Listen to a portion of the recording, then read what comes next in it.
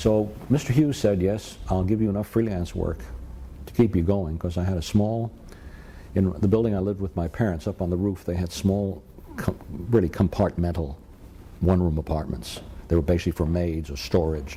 And for $15 a month, I had a room up on the 14th floor looking across the city, but it was mine.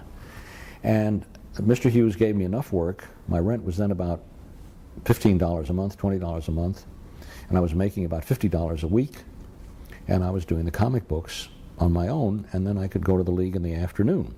Well, Dumont had a profound, this very studio at the National Arts Club. Mr. Dumont died in this studio in 1951, and I moved in it a couple of years later. He lived in this very, not lived, but his winters were spent here in the National Arts Club. And Mr. Dumont, as I said, knew Sargent, and he would talk to me about these people. You know, when Sargent did this, and he did this, and so I was getting this, being absorbed by all this. At the same time, there was a painter named Wayman Adams, who was from Indiana, and Mr. Adams had been a student of Robert Henry. And if you look at what I think is the most valuable book ever written on American painting, it's called The Art Spirit, the Classroom Notes. It's Henri, it's still in print, been in print since 1929, and it's the classroom notes of Robert Henry, who was the founder of what they call the Ashcan School. And Wayman Adams, along with a woman named Marjorie Ryerson, this is, I guess what hits me as I get older are these tremendous links I've had with people long gone and people I didn't know but who connected, like Chase, William Merritt Chase. Mr. Adams studied with Frank Dumont, James Montgomery Flagg studied with, Norman Rockwell studied with Mr. Dumont, John Marin studied with Mr. Dumont, Georgia O'Keeffe studied with Mr. Dumont, and I was getting this built in, and I have to think, and I have reason to think this is true, a lot of the older artists kind of liked me. I think maybe they saw, here's a kid who's talented, he's got the passion, and the energy. I really loved what I was doing, and so I went with Dumont in the afternoon, and I remember there's so many things with Mr. Dumont. He was such a force in American painting. He was an impressionist landscapist, and a very, very good painter. He didn't paint as much in his later years. He got very involved with teaching, and basically, if I could find one or two things about Frank Dumont that struck me, was when I said to him at one point, I was being drafted, I was 18, I was still taking my afternoon classes with him, and I'd work in the morning on my comics, in the evening on my pulp illustrations. I was going from art director to art to get work, to learn, and I enjoyed it. I enjoyed it. I worked around the clock, I had the energy, smoked my Camel cigarettes, had my coffee, and I worked around the clock. And then I'd go and paint, and it was very exciting to me, very stimulating.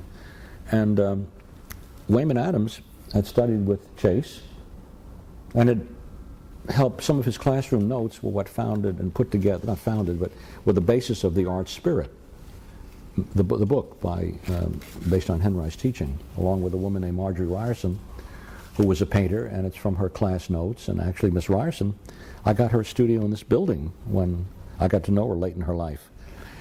So I went up with Mr. Adams one summer, I was 17, and stayed with him for 2 or 3 weeks. It was just before my 18th birthday, and I was on the list to be, I was marked A1, and I don't know, for some reason they were getting a lot of draftees, and so my induction didn't happen until I was about 18 and a half. But when I was in the service, the war was winding down, and I was stationed at Fort Dix. I was a sergeant. We were in an infantry unit, but we had been relegated to helping a lot of the Air Force people were coming out of the service after 3-4 years. So they had us sort of on a standby platoon. And the reason I mention this is that I was stationed maybe an hour and a half from New York. Pulp magazines, which at the time I was interested in drawing them, there were if you can believe this, there were 250 pulp magazines every month. Detective, cowboy, romance, western, railroads, aviation. And that's where a lot of the great American writers cut their teeth. Dashiell Hammett, Raymond Chandler, James M. Cain. Can't remember the name of the man who did the North and South. The John. Oh, anyway. And I was doing the pulp magazines, illustrations in black and white, about $8 a piece. If I did 2 a day, that was $15 a day. It was pretty good, and I was occasionally doing a cover. And I was still doing the comics, the Zorro books, all of that.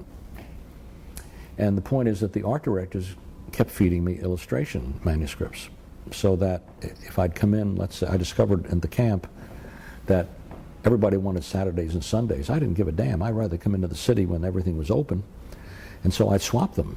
And sometimes they'd, hey, if you give me, Ray, you give me your Sunday, I'll give you my Monday and Tuesday. So I'd come into the city, pick up a manuscript, detective story or Western. Those are basically what sold at what I used to call cowboys and cleavage.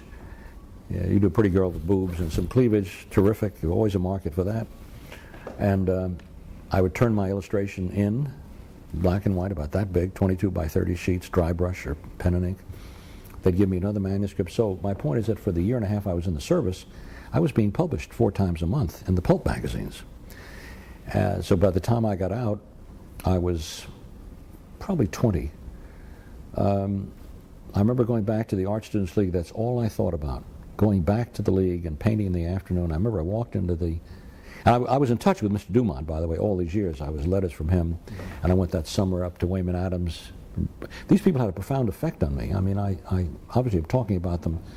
And I just want to interrupt here with Please. Frank Dumont had an impact on you in terms of you being able to see. Well, I think if I were to, I thought I maybe touched on that, but I do have a terrible tendency to ramble. I said to Mr. Dumont at one point, I said, Mr. Dumont, I think I'm really learning to paint. And he said, I'm not trying to teach you to paint, I'm trying to teach you to see and to observe. There was one little interim period that happened just before I was drafted. Well, I was well before I was eligible. I was about 17. Not about, I was 17. And I had heard that the great American illustrator James Montgomery Flagg lived at 57th Street, just a block down from where the school was. Now, you wouldn't appreciate this today, but Flagg, best remembered for the I Want You poster of Uncle Sam, was the most famous high-paid illustrator of his day. He was a celebrity in proportions you can't find today. It doesn't exist that way. And I went to the doorman in his building at 340 West 57th Street. He was a feisty little Irishman. I got to know him years later when I got to know Flagg. And he hated Flagg. He hated him. And I said to him, I want to go up and see James Montgomery Flagg. He said, do you have an appointment? And I said, no, I'm an artist. I just want to show him my work. He said, well, that son of a bitch, he won't see you. He's as ornery as they come. I said, listen, I'm being drafted, which was not true.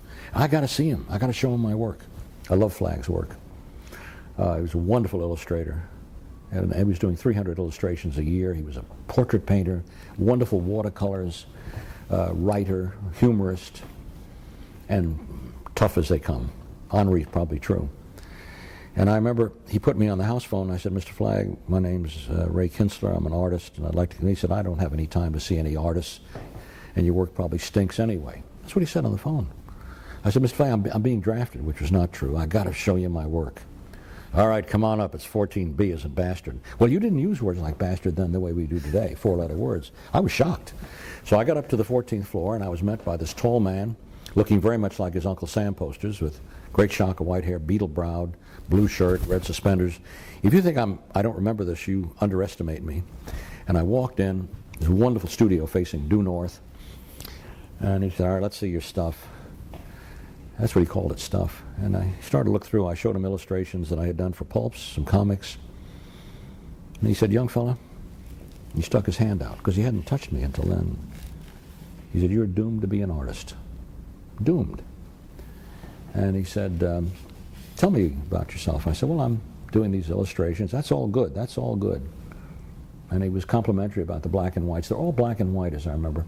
And I said, but I'm up the block here. I'm painting in the afternoon with Frank Dumont. Frank Dumont? That old bastard still alive? Well, here they were not contemporaries, but they were both prominent artists. And Dumont was really very highly respected and popular. And here was Flagg really on the edge of culture. I mean, he was a celebrity. And he didn't know Dumont was still alive. I found astonishing. He said, young fella, how old are you? And I said, I'm 17. He said, well, I'm 67. And I studied with Dumont 50 years ago.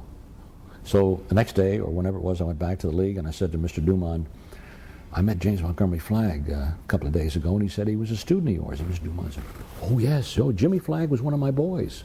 The continuity, this absolute connection with all these artists like this. And so there was this connection, and Flagg had studied not only with Dumas, but with one of the great American landscape painters, John Twachtman. Then, when I came out of the service, I was reconnected with Flagg in an intimate way, where I saw him once a week for a couple of years. And he would talk to me about Sargent and Twachtman and the artists that he worked with. And I was, by osmosis, beginning to get all this stuff being fed into me.